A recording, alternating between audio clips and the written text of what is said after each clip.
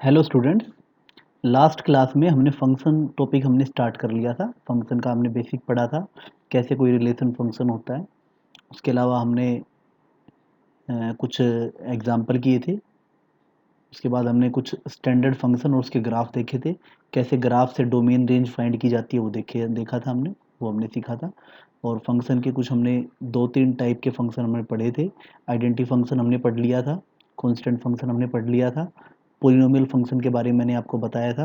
Polynomial में linear होते हैं, क्वाड्रेटिक और क्यूबिक, इसके बारे में थोड़ा सा इंट्रोडक्शन दिया था। ये एक बेसिक क्लास है फंक्शन की, 11th क्लास में जो हम पढ़ते हैं। ठीक है, ज़्यादा मैंने यही बताया था कि ज़्यादा डिटेल में आईआईटी के सेक्शन में आपकी वीडियो मिल जाएगी आपको जल्दी, कि जिसके अंदर फंक्शंस की डिटेल स्टडी आप कर पाओगे। ठीक है, उसके बाद हमने कुछ और चीज़ें पढ़ी थी। हमने फंक्शन के बारे में पढ़ा था कि ये एक तरह से हमारा जो पोलिनोमियल फंक्शन है उसी के अंडर कुछ स्टैंडर्ड फंक्शन होते हैं, वो हमने पढ़ा था। कि इसके अंदर क्या था कि एक्स की पावर एन वाले, ठीक है, एक्स की पावर एन वाले फंक्शन का ग्राफ कैसे बनता है। इवन हो तो ग्राफ ऐसे ऊपर की तरफ ओपन होता है। और इसी के अंदर हमने पढ़ा था, अगर मान लेते ओड है, सॉरी इवन के अंदर भी मान लेते हैं कि नेगेटिव कोफिशिएंट है, वो पॉजिटिव कोफिशिएंट था। इवन के अंदर अगर नेगेटिव कोफिशिएंट है तो वही ग्राफ नीचे की तरफ पैराबोला बन जाएगा। ठीक है, इसी के अंदर हमने पढ़ा था कि अगर एन ओड है तो ग्राफ कैसा बना था, ये ग्राफ उसका बना था इस तरीके से। यहाँ ऐसे जो नेगेटिव एक्स एक्सिस वाला है वो नीचे की तरफ फ्लिप कर गया था वो। ठीक है, ये इसका ग्राफ था, यहाँ से आके इस तरीके से इसका ये ग्राफ था, ये हमने पढ़ा था। ऐसे ही इसके अंदर अगर ओड पावर के अंदर नेगेटिव कोफिशिएंट हो जाए तो ग्राफ इस तरीके से गया था। ये हमने सारी डिटेल पढ़ी थी, लास्ट वीडियो में आप देखोगे इसके अंदर। ठीक है, आज की क्लास में हम फंक्शन के अंदर ही जो हमारा नेक्स्ट जो फंक्शन होता है वो हम पढ़ेंगे। इसके अंदर नेक्स्ट जो फंक्शन की टाइप है वो है रेशनल फंक्शंस। ठीक है, रेशनल फंक्शंस के अंदर क्या है कि कोई भी रेशनल फंक्शन है, मान लेते हैं फाई एक्स। ठीक है, वो इस टाइप का होता है, रेशनल फंक्शन होता है F x by ji X type का होता है। ठीक है, where F X and ji x क्या है, ये दोनों के दोनों पोलिनोमियल फंक्शन होने चाहिए। ये दोनों के दोनों पोलिनोमियल फंक्शंस होनी चाहिए। ठीक है, फॉर एग्जांपल जैसे कोई आपसे कह दे कि five X equal to 3x² minus 2 upon X minus 3। ठीक है, ये एक पोलिनोमियल फंक्शन, सॉरी हाँ ये एक रेशनल फंक्शन का एग्जांपल है। न्यूमरेटर में भी पोलिनोमियल फंक्शन है, डिनोमिनेटर में भी एक पोलिनोमियल फंक्शन है। इसके अंदर एक बात क्लियर होती है कि जो डिनोमिनेटर जो होता है X minus 3 should not be equals to 0। ठीक है, मतलब यहाँ पे लिखते हैं कि जो जी एक्स है शुड नॉट इक्वल्स टू 0, ये इसके अंदर ही आता है। तो यहाँ पे हम इसको ये भी कह सकते हैं X should not be equals to 3। ठीक है, ये इसके अंदर होता है। तो ये हमारे पास क्या रेशनल फंक्शन होते हैं। अब रेशनल फंक्शन के अंदर जो हमें थोड़ा 11th क्लास के अंदर हमें स्टडी करना है, वो हमारे पास कुछ स्टैंडर्ड रेशनल फंक्शंस है। हमारे पास f x equal to 1/x का, एक्स को हम स्टडी करेंगे। F x equal to 1/x, या हम कह सकते हैं ग्राफ ड्रॉ करते टाइम क्या, वाई इक्वल टू 1/x। इसका ग्राफ कैसे ड्रॉ होगा। ठीक है, इसका ग्राफ एक्चुअल में ऐसे ड्रॉ होता है, जो साइड में ग्राफ ड्रॉ कर रखा है मैंने, ये इसके अंदर ग्राफ होता है। इसके अंदर क्या होता है, ये दो क्वाड्रेंट में बनता है। एक्स जो इसका ग्राफ जो होता है, एक तो फर्स्ट क्वाड्रेंट में बनता है और एक ये थर्ड क्वाड्रेंट में बनता है। ठीक है, यहाँ से जाएगा ये एक्स एक्सिस वाई एक्सिस को कभी टच नहीं करेगा, ये इन्फिनिटी तक जाएगा ये। ठीक है, टच नहीं करेगा। ऐसे ही ये भी क्या आ जाएगा, इन्फिनिटी तक जाएगा, पर कभी भी एक्स एक्सिस को टच नहीं करेगा ये। ठीक है, ये किस वजह से हुआ है, ये इस वजह से हुआ है कि जब एक्स जीरो के इक्वल होता है, when X equal to zero, जब एक्स जीरो के इक्वल है तो दैट मीन्स वाई की वैल्यू यहाँ से आ जाएगी 1/0 दैट इक्वल टू इन्फिनिटी। मतलब जब एक्स जीरो के इक्वल है तो वाई कहाँ जाएगा, ये इसको इन्फिनिटी पे काटेगा। इन्फिनिटी का मतलब इसको कभी काटेगा ही नहीं। ठीक है, ऐसे ही जब वाई अगर जीरो के इक्वल है तो दैट मीन्स एक्स की वैल्यू क्या आ जाएगी, वही 1/0, तो एक्स आ जाएगा इन्फिनिटी। ठीक है, तो जब वाई जीरो के, सॉरी जब वाई जीरो के इक्वल है, तो वाई जब जीरो के इक्वल है तो ये लाइन एक्स एक्सिस को कभी नहीं काटेगी। ठीक है, ऐसे ही इसके अंदर ये जो दोनों है, इसका जो ग्राफ का एग्जिस्टेंस जो होता है वो फर्स्ट और थर्ड क्वाड्रेंट के अंदर इसका होता है। ठीक है, क्यों होता है, यहाँ पे दोनों के सेम साइन होते हैं, यहाँ पॉजिटिव पॉजिटिव होता है, यहाँ नेगेटिव नेगेटिव होता है। यहाँ पे अगर मैं एक्स को पॉजिटिव रखूंगा तो वाई, यहाँ पे अगर मैं एक्स को पॉजिटिव रखूंगा तो वाई भी पॉजिटिव आएगा, एक्स को अगर नेगेटिव रखूंगा तो वाई भी क्या आएगा, नेगेटिव। इसलिए इस ग्राफ का एग्जिस्टेंस इन दो क्वाड्रेंट्स में रहता है। ठीक है, तो इसकी हम डोमेन देखते हैं। डोमेन का मैंने मेथड बताया था आपको। डोमेन का मतलब होता है इसके इन ग्राफ के ऊपर जितने भी पॉइंट है उनको एक्स एक्सिस पे प्लॉट करना शुरू कर दो। ये ऐसे उनको एक्स एक्सिस पे ऐसे परपेंडिकुलर लाइन ग्राफ से ड्रॉ करनी शुरू कर दो। ठीक है, ऐसे आप देखोगे ये आ जाएगा। बस कोई भी परपेंडिकुलर जीरो पे नहीं आएगा, जीरो के बहुत ज़्यादा क्लोज तक आ जाएंगे यहाँ भी, पर जीरो पे कोई भी एक भी परपेंडिकुलर जीरो पे मीट नहीं करेगा। इधर माइनस इन्फिनिटी से लेके इन्फिनिटी तक जाएगा पर जीरो पे नहीं जाएगा। तो इसकी डोमेन जो है एक्चुअल में ये हो जाएगी रियल नंबर माइनस में जीरो। ठीक है, इसका मतलब ये होता है all real number excluding zero. ठीक है, अब इसी डोमेन इसकी अगर हम रेंज की बात करें, रेंज का मतलब है कि इन सबको y पे y एक्सिस पे परपेंडिकुलर डालने शुरू कर दो ऐसे, तो सेम वही बात आएगी। इसकी जो रेंज है वो इधर आप देखोगे माइनस इन्फिनिटी टू इन्फिनिटी तक जाएगी, माइनस इन्फिनिटी टू इन्फिनिटी जाएगी, पर एक भी परपेंडिकुलर जीरो पे नहीं है। जैसे y एक्सिस पे अगर परपेंडिकुलर डालूंगा एक भी परपेंडिकुलर जीरो पे नहीं आएगा। ठीक है, तो इसकी रेंज भी हो जाती है रियल नंबर माइनस जीरो, ये इसकी रेंज आ जाती है। ठीक है, तो हमने इस फंक्शन की हमने डोमेन पढ़ ली, रेंज पढ़ ली, ग्राफ पढ़ लिया है। ठीक है, अब उसके बाद नेक्स्ट इसके अंदर जो है नेक्स्ट जो ग्राफ है सिमिलर है पिछले वाले के। असल में F x equal to minus one by X है। नेगेटिव अगर हो जाए तो नेगेटिव होने से सिर्फ होगा क्या, इसके अंदर एक्स और वाई के ग्राफ तो सिमिलर ही बनेगा। इस बार एक्स और वाई के अपोजिट साइन है, तो कौन कौन से क्वाड्रेंट में अपोजिट साइन होते हैं ये आपको अच्छे से पता है। ये नेगेटिव पॉजिटिव होता है, ठीक है, और ये वाला क्या होता है पॉजिटिव नेगेटिव होता है। ग्राफ सिमिलर ही है पर क्वाड्रेंट चेंज हो गए इस बार, वो इस सेम सेम क्राइटेरिया है, तो इसका बाकी का भी ग्राफ आप ड्रॉ कर सकते हो। एक्चुअल में जो मैंने दो ग्राफ आपको पढ़ाए हैं ये असल में F x equal to one by x की पावर एन। ठीक है, F x equal to one by x की पावर एन, और जब X is odd N sorry N अगर ओड है तो हर केस में ग्राफ वैसा ही बनेगा इसका। ठीक है, हर केस में इसका ग्राफ ऐसे ही बनेगा जैसा पिछले वाले केस में बना है। अगर नेगेटिव कोफिशिएंट है तो सेकंड वाले ग्राफ की तरह बनेगा ये।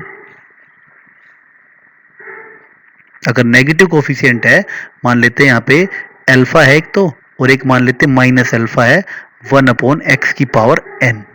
ठीक है, अगर नेगेटिव कोफिशिएंट है तो इस सेकंड जो ग्राफ है इसमें ये ऐसा बनेगा जो मैंने इस वाले पेज में बनाया। पॉजिटिव कोफिशिएंट है इसका तो पिछले वाले ग्राफ की तरह बनेगा। ये एक जनरल बात बताइए, पर मेन आपको इसका जो वन बाई एक्स और माइनस वन बाई एक्स के दो ग्राफ तो आपको इसके ध्यान रखने ही चाहिए, पर कोई भी ओड पावर के लिए सेम ग्राफ ही बनेगा ये। ठीक है, इसी तरीके इसके बाद आ जाता है इसके अंदर f x equal to one by x square, या हम कह सकते हैं वन बाय एक्स की power n, n is even. ठीक है, वन बाय एक्स की power n, n is even. इसका ग्राफ कैसे बनता है, बस जो हमारा यहाँ पे जो ग्राफ आया था, यहाँ जो ग्राफ आया था पिछले वाले ग्राफ के अंदर, ये सेकंड क्वाड्रेंट में शिफ्ट हो जाता है। ये इस वजह से होता है जब वन बाय एक्स स्क्वायर की बात आती है तो इस केस के अंदर y हमेशा ग्रेटर देन जीरो रहता है। y कभी नेगेटिव नहीं हो सकता, x की जो मर्जी वैल्यू पुट कर लो y हमेशा क्या आएगा पॉजिटिव आएगा, इसलिए इस तरीके का ग्राफ बनता है। ठीक है, अगर आप इसकी डोमेन और रेंज चेक करोगे इसकी, ये ऐसे ऐसे ग्राफ आपको बेसिक वैसे डायरेक्ट ध्यान रहनी चाहिए। इसकी जो डोमेन है वही real number minus zero, all real number excluding zero, और जो इसकी जो रेंज आएगी इसकी जीरो टू इन्फिनिटी। रेंज कभी भी नेगेटिव नहीं हो सकती इसकी। ठीक है, ये इसके अंदर इसका इस तरीके से इसका ग्राफ बन जाएगा। ठीक है, सेम उसी से रिलेटेड ग्राफ है एफ एक्स इक्वल टू, अगर नेगेटिव कोफिशिएंट हो जाए तो नेगेटिव कोफिशिएंट हो जाए, या फिर हम कह दें माइनस वन बाई एक्स की power n, n is even. अगर एन इवन है तो वही ग्राफ नीचे की तरफ फ्लिप कर जाएगा।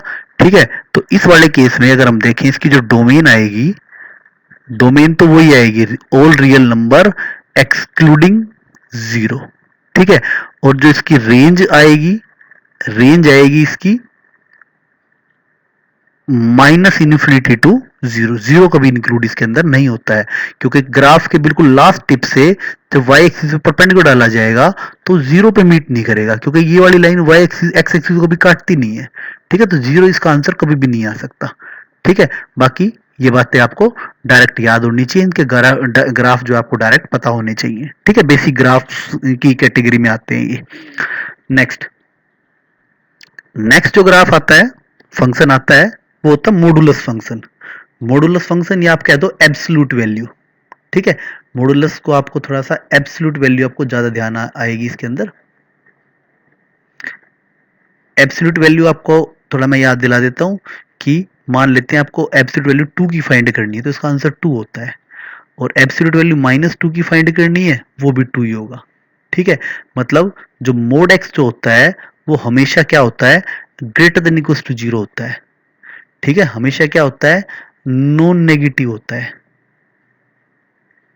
इस फंक्शन को इस तरीके से डिफाइन किया जाता है कि जो एफ एक्स है वो एक्स होगा कब, जब एक्स पहले से ही पॉजिटिव होगा तो एक्स आंसर हो जाएगा। मतलब ये बात श्योर है, इसका जो आउटपुट आएगा वो हमेशा क्या होगा, नॉन नेगेटिव रहना चाहिए। तो इस तरीके से फंक्शन को डिफाइन किया जाता है कि अगर एक्स पॉजिटिव है तो उसका आंसर एक्स ही हो जाएगा, क्योंकि हमें नॉन नेगेटिव चाहिए। पर अगर एक्स नेगेटिव है, अगर एक्स नेगेटिव है तो वो माइनस एक्स के इक्वल हो जाएगा। माइनस एक्स क्यों हुआ है, क्योंकि उस नेगेटिव को पॉजिटिव करने के लिए नेगेटिव लगा लिया यहाँ पे। असल में माइनस एक्स जो है वो एक पॉजिटिव नंबर है। माइनस एक्स इज पॉजिटिव, मतलब एक तरह से minus x is non negative, non negative. ठीक है, और एक्स भी क्या है, नॉन नेगेटिव। ठीक है, एक्स एक नेगेटिव नंबर था, पर नेगेटिव साइन लगाने से वो क्या हो गया, नॉन नेगेटिव हो गया है। ठीक है, तो इस तरीके से इसको डिफाइन किया जाता है। अब बात आती है इसका ग्राफ ड्रॉ करने की। इसका ग्राफ मैंने राइट में ड्रॉ किया हुआ है। ये आया कैसे है उसके लिए मैं थोड़ा सा, आप इसको ज्यादा गहराई में नहीं जाएंगे। अगर एफ एक्स इक्वल टू हमारे पास दो पार्ट में ग्राफ बढ़ जाता है। ठीक है, तो इसका ग्राफ ऐसे होगा, एक तरह से दो ग्राफ में बन जाएगा कि एफ एक्स एक्स के इक्वल होगा। ये कब होगा, जब x is greater than to 0। और यही ग्राफ का दूसरा पार्ट होता है F x equal to minus x. ये कब होता है, जब x लेस देन 0। असल में ये भी एक लाइन है। ठीक है, और ये भी एक लाइन है। असल में ये ग्राफ दो लाइन से मिलके बना है। तो एक तो ग्राफ है F x equal to x. ठीक है, हमने आइडेंटिटी फंक्शन पढ़ा था, सबको ध्यान होगा। आइडेंटिटी फंक्शन का ग्राफ जो है वो कुछ इस तरीके से आता था, ऐसे एक स्ट्रेट लाइन होती थी यहां से जाती हुई ऐसे।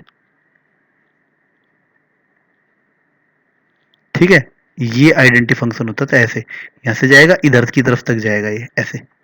ठीक है, पर ये जो आइडेंटिटी फंक्शन हमने ये वाला ग्राफ लिया है, मतलब हम कह सकते हैं y इक्वल टू एक्स एक तरह से ग्राफ है ये। y equal to x graph है, इसका एग्जिस्टेंस जो है खाली ग्रेटर देन 0 में है। Greater than 0, x greater then 0 में है, मतलब x जब पॉजिटिव है, x पॉजिटिव हमेशा y एक्सिस के राइट में होता है, इसलिए इस ग्राफ का एग्जिस्टेंस सिर्फ इतना आएगा, इधर की तरफ इस ग्राफ का एग्जिस्टेंस नहीं माना जाएगा। ऐसे ही दूसरी लाइन है यहाँ पे f x equal to minus x. F x equal to y minus x, मतलब y equal to minus x. इसका अगर आप ग्राफ ट्राई करोगे तो इस तरीके से बनेगा, ये ऐसे आएगा और यहां तक कंप्लीट बनेगा। पर इस ग्राफ का एग्जिस्टेंस जो है वो नेगेटिव एक्स तक होता है। एक्स जब नेगेटिव तब होता है, तो वाई एक्सिस के लेफ्ट में एक्स नेगेटिव होता है, तो इस लाइन का एग्जिस्टेंस राइट में नहीं हो सकता। इसलिए जो नीचे वाले जो दो पार्ट है ड्रॉ नहीं होते, बस ग्राफ सिर्फ एक वी शेप ग्राफ बन के रह जाता है। ठीक है, जो ओरिजिन पे कॉर्नर बनाता है ये। ठीक है, ये इसका ग्राफ आता है किसका, f x equal to mod x का। ठीक है, नेक्स्ट आता है सिग्नम फंक्शन। सिग्नम फंक्शन क्या होता है, सिग्नम फंक्शन की तीन ही वैल्यू होती है जब एक्स पॉजिटिव हो। इसका मतलब समझे ना आप, जैसे आपसे पूछे F2 की वैल्यू बताओ, F3 की वैल्यू बताओ, F-3 की वैल्यू बताओ, F0 की वैल्यू बताओ, F5 की वैल्यू बताओ, F-7 की वैल्यू बताओ। मैंने कुछ एग्जाम्पल से इस ग्राफ को समझाता हूँ, इस फंक्शन को समझाता हूँ। ये सिग्नम फंक्शन है, क्लियर बात कह रहा है। पिछले में एक छोटी सी बात रहेगी, एक बार इसको कंटिन्यू करते हैं। इसकी जो डोमेन है, जो मॉडुलस फंक्शन है, उसकी डोमेन रियल नंबर होती है। आप रियल मेथड वो यूज करना, ये आगे तक जाएगा। इसका जब आप परपेंडिकुलर ड्रॉ करोगे तो माइनस इन्फिनिटी तक, इन्फिनिटी तक इसकी डोमेन जाएगी। ठीक है, पर इसकी जो रेंज है, वाई एक्सिस पर परपेंडिकुलर ड्रॉ करोगे, रेंज कभी भी इसका नेगेटिव आंसर नहीं हो सकता, 0 टू इन्फिनिटी। ठीक है, इसका आंसर कभी भी नेगेटिव नहीं आ सकता है। ऐसे ही अब जो सिग्नम फंक्शन है, सिग्नम फंक्शन क्या कहता है कि कोई भी फंक्शन है, अगर उसके अंदर पॉजिटिव इनपुट डाला जाए तो उसका आंसर वन आएगा, उसके अंदर अगर नेगेटिव इनपुट डाला जाए तो उसका आंसर माइनस वन आएगा, उसके अंदर जीरो डाला जाए तो उसका आउटपुट कितना आएगा, जीरो आएगा। तो ऐसे ही F2 का आंसर कितना होगा, वन होगा। F3 का आंसर भी क्या होगा, वन होगा। जब भी पॉजिटिव आउटपुट डाला जाएगा उसका आंसर क्या आएगा, वन आएगा। ऐसे ही ये भी वन आएगा। पर जब नेगेटिव इनपुट डाला जाएगा, जैसे -3 का आंसर क्या होगा, -1। यहाँ भी क्या होगा, -1। और F0 जीरो के इक्वल होता है। ग्राफ ये कहता है। यहाँ से हमें एक बात पता चलती है, इसकी जो डोमेन है वो क्या है कि रियल नंबर, जो मर्जी इसके अंदर इनपुट डाल लो। पर इसका जो आउटपुट, रेंज का मतलब होता है आउटपुट। आउटपुट इसके तीन ही एलिमेंट रहते हैं, 0, 1 और -1। ठीक है, इसके तीन ही एलिमेंट रहते हैं, तो डोमेन और रेंज यहाँ से इसकी पता चल जाती है। ठीक है, इस जो हमारा जो सिग्नम फंक्शन है, इसको ऐसे भी रीड किया जा सकता है, F x equal to mod x upon x. ठीक है, F x equal to mod x upon x. कैसे हुआ ये, असल में मोड एक्स है, ये दो पार्ट में टूट जाएगा। जो मोड एक्स वाला पार्ट है ये दो पार्ट में टूट जाएगा, या तो ये एक्स होगा या फिर ये -x होगा। एक्स कब होगा, जब ये x greater than equals to zero होगा, और ये कब होगा, जब x लेस देन। ठीक है, मोड एक्स के तीन पार्ट समझ लो आप। मोड एक्स या तो एक्स होता है, या जीरो होता है, या फिर -x होता है। और ये कब होता है, जब एक्स इक्वल टू जीरो। ये कब होता है, जब एक्स लेस देन जीरो। ठीक है, और अपोन में एक्स तो इनके है ही, तो यहां से ये फंक्शन तीन पार्ट में टूट जाएगा। या तो इसका आंसर वन आएगा, या जीरो आएगा, या फिर -1 आएगा। ये कब आएगा, जब एक्स ग्रेटर देन जीरो। ये कब जब आएगा, जब एक्स इक्वल टू जीरो। ये कब आएगा, जब एक्स लेस देन जीरो। ठीक है, यही यहाँ पे इसकी डेफिनेशन है। तो यहाँ आप समझोगे सिग्नम फंक्शन को मोड एक्स अपॉन एक्स भी बोला जा सकता है। ठीक है, इसका जब आप ग्राफ ड्रॉ करोगे तो ऐसे आपको पता चलेगा। पहली बात तो जीरो पे तो इसकी वैल्यू जीरो, एक पॉइंट तो यही आएगा इसका, 0,0। जीरो से थोड़ा सा भी आगे बढ़ेंगे तो इसका आंसर वन आना शुरू हो जाएगा। अगर मैं इसकी टेबल बनाने लगूं तो मैं यहाँ पे करूंगा, अगर x की वैल्यू 0.1 रखी जाएगी तो इसका आंसर कितना आएगा, वन आएगा। x की वैल्यू 0.2 रखी जाएगी तो इसका आंसर तो भी वन ही आएगा। x की वैल्यू 3 रखी जाएगी तो भी इसका आंसर क्या आएगा, वन ही आएगा। तो इसका मतलब यह एक्स एक्सिस पे कोई भी पॉइंट अगर देखोगे तो पॉइंट सारे के सारे यहीं आएंगे। ठीक है, तो इसका ये इसका ग्राफ बन जाएगा। ऐसे ही नेगेटिव जब वैल्यू पुट की जाएगी तो इसका ग्राफ इधर की तरफ जाएगा। तो कुल मिला के ये इसका ग्राफ है। ये वाला पॉइंट भी ग्राफ के अंदर इंक्लूड है, इधर से ये लाइन, इधर से ये लाइन। ठीक है, ये इसका ग्राफ बनेगा। इनके ग्राफ आपको डायरेक्ट ध्यान रहने चाहिए। ठीक है, नेक्स्ट फंक्शन बड़ा इंपॉर्टेंट फंक्शन है, ये बात ध्यान रखो। मैं फिलहाल यहाँ पे बेसिक आपको इन फंक्शंस की बेसिक नॉलेज दे रहा हूँ, बाकी इनके लिए पूरी डिटेल स्टडी है वो हम आईआईटी सेक्शन के अंदर करेंगे उस काम को भी।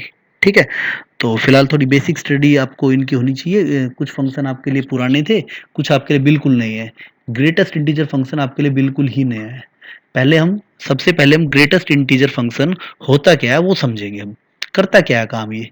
ठीक है, ग्रेटेस्ट इंटीजर फंक्शन को समझने के लिए आप ये समझो कि अगर मुझे f 2.1 की वैल्यू फाइंड करनी है, ठीक है, तो इसका आंसर आएगा greatest integer function of 2.1, that is, इसका आंसर आएगा 2। इसके अंदर बड़े से बड़ा जो इंटीजर पार्ट होता है, ठीक है, इसका मतलब ये भी कह सकते हैं इसके अंदर, इसका मतलब ये आ जाएगा, इसका जो आंसर आएगा वो आएगा integer less than equals to x. X से छोटा जो इंटीजर होगा वो इसका आंसर होता है। जैसे नंबर लाइन से इस कॉन्सेप्ट को बड़ी आराम से समझा जा सकता है। मुझे किसी भी चीज की वैल्यू फाइंड करनी है, मुझे मान लेते हैं यहाँ पे ये 1 था या 2 था, अभी मैंने 2.1 यहाँ कहीं आएगा। 2.1 का ग्रेटेस्ट इंटीजर मैंने फाइंड किया है। 2.1 का ग्रेटेस्ट इंटीजर क्या होगा कि 2.1 से, मतलब ये वाला जो फंक्शन है ना, हर इंटीजर पे स्टॉप लेता है, एक तरह से ये कह सकते हो कि 2.1 का जो ग्रेटेस्ट इंटीजर है, 2.1 से जस्ट पहले जो ग्रेटेस्ट से पहले जो इंटीजर है, ठीक है, 2.1 से जो पहले जो इंटीजर है वो इसका आंसर हो जाएगा। क्या हो जाएगा, 2 इसका आंसर हो जाएगा। ऐसे अगर मैं कहूं कि 2.2 का आंसर, वो भी कितना आएगा, 2 ही आएगा, क्योंकि 2.2 से भी पहले इंटीजर क्या आएगा, 2 ही आएगा। स्टॉपेज कहाँ होगा, 2 पे ही होगा। ऐसे 2.9 तक भी जो ग्रेटेस्ट इंटीजर है, 2.9 का भी जो ग्रेटेस्ट इंटीजर फंक्शन की वैल्यू फाइंड की जाएगी वो भी क्या आएगी, 2 ही आएगी। ऐसे अगर मैं कह दूं 2.9999, इसकी वैल्यू भी क्या आएगी, 2 ही आएगी। याद रखना ये राउंड ऑफ नहीं है, ठीक है। 3 तक तो नहीं पहुंचा ना अभी। अब अगर मैं कह दूं ग्रेटेस्ट इंटीजर फंक्शन ऑफ 3, तो इसका आंसर क्या हो जाएगा, 3 हो जाएगा, ठीक है। अब मैं कह दूं ग्रेटेस्ट इंटीजर फंक्शन ऑफ 3.1, तो इसका आंसर क्या आएगा, 3 आएगा। ग्रेटेस्ट इंटीजर फंक्शन ऑफ 3.99, इसका आंसर भी कितना आएगा, 3 ही आएगा। बस आप नंबर लाइन पे आपको जिसका भी ग्रेटेस्ट इंटीजर फंक्शन फाइंड करना हो उसके एक बार नंबर लाइन पे प्लॉट करो। जैसे मुझे 3.01234, मुझे 3.99 का ग्रेटेस्ट इंटीजर फंक्शन फाइंड करना है। 3.99 असल में 4 से थोड़ा सा पहले होगा, यहाँ होगा 3.99।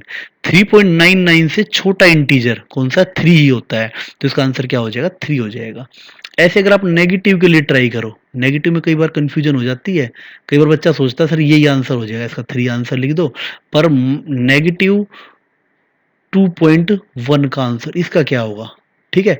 वही नंबर लाइन वाला कॉन्सेप्ट यूज करोगे तो आप कभी भी प्रॉब्लम में नहीं आओगे। अब हमें इसका ग्रेटेस्ट इंटीजर फाइंड करना है, तो आप इसके अंदर क्या करोगे, यहाँ पे एक नंबर लाइन ड्रॉ करोगे, ठीक है। इस नंबर लाइन के अंदर यहाँ पे 0 लिखोगे, या 1 लिखोगे, या 2 लिखोगे, या 3 लिखोगे। अब 2.1 नेगेटिव का 2.1 यहाँ पे होगा, नेगेटिव 2.1 जाना हमें लेफ्ट की तरफ, ये याद रखना। 2.11 से लेफ्ट में चलो, लेफ्ट में जाके जो इंटीजर आएगा माइनस, सॉरी, ठीक है। 2.1 से जब लेफ्ट में जाओगे तो जो सबसे पहले जो इंटीजर आएगा वो इसका आंसर हो जाएगा, तो इसका आंसर हो जाएगा -3, ठीक है। अगर आपसे कोई पूछ ले कि माइनस का 0.9 इसकी वैल्यू क्या होगी, तो सबसे पहले देखो 0.9 होता क्या है, यहाँ कहीं होगा 0.9, 1 के थोड़ा सा राइट में, माइनस का 0.9, ठीक है। 0.9 से अगर लेफ्ट में जाओगे तो 1 पे जाएगा, तो इसका आंसर कितना आएगा, -1 इसका आंसर हो जाएगा, ठीक है। तो यहाँ से एक बात तो क्लियर पता चलती है। सबसे पहले मैं बिना ग्राफ के इसकी डोमेन तो बता ही दूं। इसकी डोमेन होती है रियल नंबर, इसके अंदर कुछ भी हम इनपुट रख सकते हैं, सबका कुछ ना कुछ आंसर जरूर आएगा। पर इसकी जो रेंज है, रेंज का मतलब ये होता है हर हालत में आंसर तो हमेशा एक इंटीजर ही आएगा। इसका जो आंसर होता है हमेशा क्या आता है, इंटीजर आता है। तो इसका आंसर क्या हो जाएगा, एक तरह से z, ठीक है। z मतलब सेट ऑफ इंटीजर्स, ये इसकी एक तरह से क्या हो जाएगी, रेंज हो जाएगी। ये इसका आउटपुट होगा, input real number, output integers. Integer से अलग इसके आंसर कभी आ ही नहीं सकते, ठीक है। ये इसका ग्राफ होता है। ग्राफ का मतलब समझे ना, ग्राफ का मतलब ये है, ये यहाँ भी ग्राफ का एग्जिस्टेंस है, ब्लू कलर में दिखाया नहीं है, यहाँ भी ग्राफ का एग्जिस्टेंस है, ठीक है। ये असल में यहाँ जो पॉइंट है ये एक तरह से इंक्लूड है, और ये वाला जो पॉइंट है ये एक्सक्लूड है, ठीक है। ये पॉइंट इंक्लूड है यहाँ इधर की तरफ, और जो खाली सर्कल है वो पॉइंट एक्सक्लूड है। इसका मतलब क्या है, देखो इसका मतलब ये है ग्राफ असल में बनता कैसे है। ग्राफ असल में पॉइंट्स बनते हैं एक्स और वाई के पेयर को मिला के, ठीक है। अगर मैं थोड़ा सा आपको इंट्रोडक्शन दूं ग्राफ कैसे बने हैं, उनसे लाइन बन जाएगी।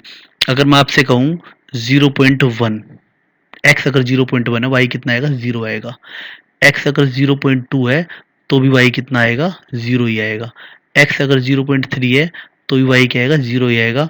एक्स अगर 0.9 है तो भी वाई क्या आएगा, 0 आएगा। तो उससे ये वाली लाइन बन जाती है, एक्स अगर 0 है तो भी वाई क्या आएगा, 0 आएगा। इसलिए 0,0 जो पॉइंट है वो इस ग्राफ के अंदर इंक्लूड है। और यहां से लेके यहां तक 1 से जस्ट पहले तक, 1 पे एक तरह से खाली है ये, 1 पे क्या आएगा, खाली सर्कल आएगा। 1 पे छोड़ के, क्योंकि जैसे ये 1 पे जाएगा, 1 पे जाता है इसका आंसर क्या हो जाएगा, 1 हो जाएगा। तो 1 पॉइंट पे ये वाला पॉइंट आ जाएगा। 1 से पहले जितने ही पॉइंट है वहां पे x की वैल्यू तो देखो बढ़ती जा रही है, पर y की वैल्यू एक तरह से क्या है, 0। एक तरह से इन पॉइंटों को अगर आप ग्राफ पे प्लॉट करोगे तो ये वाली लाइन आपकी क्रिएट हो जाएगी। ऐसे ही 1 के ऊपर 1,1 तो हो ही गया पॉइंट, ये वाला पॉइंट आ गया। अब थोड़ा सा आगे बढ़ते हैं, अगर आप x को थोड़ा सा बढ़ाते हो, 1,1 बढ़ाते हो x को, तो भी आंसर क्या आएगा, इसका 1 ही आएगा। मतलब ये लाइन यहाँ से थोड़ा सा आगे मूव करेगी ऐसे यहाँ पे। अब ऐसे ही अगर आप देखोगे 1.5, तो उसका आंसर भी क्या आएगा, 1 ही आएगा। तो थोड़ी सी ऐसे 1.1 का ही 1 रहेगा, 1.2, 1.9 तक, 1.9 तक इसका आंसर क्या आएगा, 1 ही आएगा। तो 1.9 तक क्या आएगा, 1 आ जाएगा। पर जैसे ये 2 पे जाएगा, 2 पे जाएगा तो एकदम इसका आंसर, जैसे अगर x की वैल्यू 2 पुट करोगे तो y भी कितना आएगा, 2 आएगा। ठीक है, जैसे ये 2 पे जाएगा तो 2 पॉइंट यहाँ नहीं आ सकता, 2 वाले का आंसर 1 नहीं हो सकता, 2 वाले का आंसर तो क्या हो जाएगा, 2 पे आंसर है सर 2 हो जाएगा। तो ये इसका ग्राफ यहाँ पे 2.2 पॉइंट आ जाएगा। ऐसे 2.9 तक क्या रहेगा, 2 ही रहेगा ये। ठीक है, तो जैसे भी इसको थोड़ा सा एक बार ड्रॉ करने की कोशिश करना, बेसिक नॉलेज है, ग्राफ ऑफ को पता होना चाहिए इसका, ऐसा इसका ग्राफ होता है, ग्रेटेस्ट इंटीजर फंक्शन होता है ये। ठीक है, अब फंक्शंस का अलजेब्रा बड़ी सिंपल सी बात है, कुछ भी नहीं है इसके अंदर। तो ये कह रहे हैं कि दो फंक्शन है, ठीक है, f प्लस जी कंबाइंड x के ऊपर अप्लाई हो रहा है तो F x plus g x होता है, f माइनस जी एक्स जो होता है एफ एक्स माइनस जी एक्स होता है। ठीक है, अगर कोई फंक्शन अल्फा से मल्टीप्लाई हो रहा है तो अल्फा से बाहर आ जाता है ये। ठीक है, f इंटू जी एक्स जो होता है एफ एक्स इंटू जी एक्स होता है। ठीक है, f बाई जी एक्स क्या होता है, F x by ji x. ऐसे इसका फंक्शन का अलजेब्रा है ये। ठीक है, अब इसके अंदर अलजेब्रा ऑफ फंक्शंस पे बेस्ड क्वेश्चन है ये। एफ एक्स इसके अंदर दे रखा है x square and ji x इसके अंदर दे रखा है 2x प्लस 1। ठीक है, और ये बोल दिया गया f plus g x find करो। तो f प्लस जी एक्स अभी हमने फंक्शन अलजेब्रा पढ़ा है, ये f x plus g x की इक्वल होता है, तो that is equals to x square plus 2x plus 1। ठीक है, ये इसका आंसर हो जाएगा। ऐसे ही मैं सारे पार्ट नहीं करा रहा हूँ, f बाई जी एक्स आपको फाइंड करना है। अभी हमने पढ़ा है ये f x by ji x की इक्वल होता है। F x by ji x क्या हो जाएगा, ऐसे x square upon f x, तो एक्स स्क्वेयर है और जी एक्स यहाँ पे 2x प्लस 1। ठीक है, ऐसे ये हो जाएगा, सिंपल सा क्वेश्चन है ये। ठीक है, तो आज की क्लास में हम इतना ही पढ़ते हैं। एक बार बेसिक जो हमारे कर्व है इन पे बेस्ड एनसीईआरटी में ज्यादा क्वेश्चन तो नहीं है, वैसे शायद कोई क्वेश्चन ना भी हो, इसके अंदर क्वेश्चन है ही नहीं शायद ग्राफ के ऊपर तो, पर इनको आपको बेसिक कर्व आने चाहिए, कैसे ड्रॉ होता है, 1/x का ग्राफ कैसे होता है, ठीक है ना, f x equal to x square का ग्राफ कैसे होता है, एक्स क्यूब का ग्राफ कैसे होता है, एक्स की पावर 4 का ग्राफ कैसे होता है, क्या इनकी डोमेन होती है, क्या इनकी रेंज होती है, ये आपको थोड़ी बेसिक नॉलेज इसके अंदर होनी चाहिए। ठीक है, तो आज की क्लास में इतना ही करते हैं। ठीक है, ओके, थैंक यू।